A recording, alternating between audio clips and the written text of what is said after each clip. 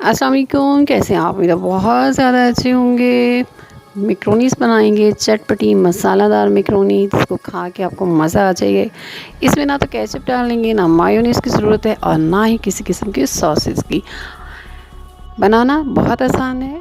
मेरे channel fun with kitchen को subscribe करें, लाइक करें, शेयर करें।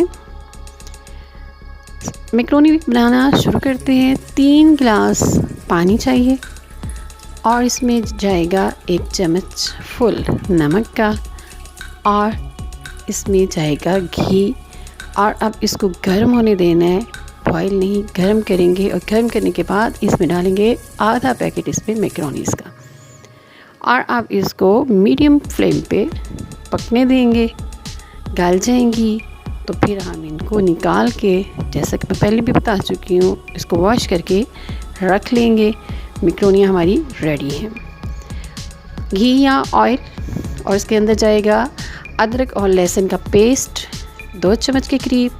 हल्का हल्का इसको फ्राई करेंगे और इसमें हल्दी, नमक, मिर्च डालेंगे और नूडल मसाला, जो कि आमतौर पे नूडल्स के अंदर पैकेट मौजूद होता है, वो 1 चम्मच आप इसमें डाल दें।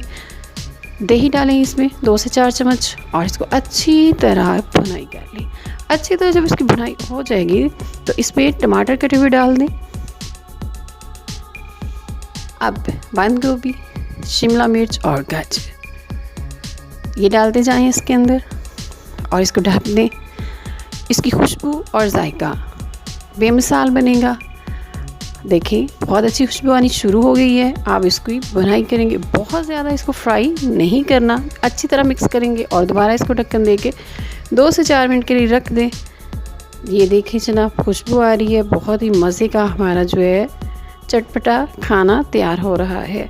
उबली हुई मैक्रोनी इसमें ऐड करें, अच्छी तरह इसको मिक्स करें और अब आप इसको सर्व करें। मैं इसको आज प्लेन चिप्स के साथ सर्व करूँगी। इस रेसिपी को एक दफ़ा ट्राई ज़रूर करें प्लेन चिप्स के साथ। इसका जायका बहुत ही ज़्यादा मज़े का है। अपना ख्याल रखिएगा। हाफिज़।